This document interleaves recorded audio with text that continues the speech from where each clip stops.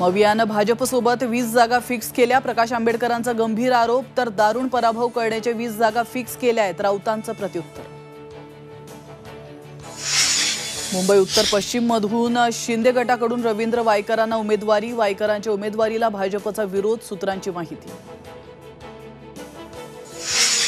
भावना गवळींची आज पत्रकार परिषद, कार्यकर्त्यांशी चर्चा करून भूमिका जाहीर करणार। राजेश्री पाटलांच्या प्रचारात सहभागी होणार का, याकडे लक्ष।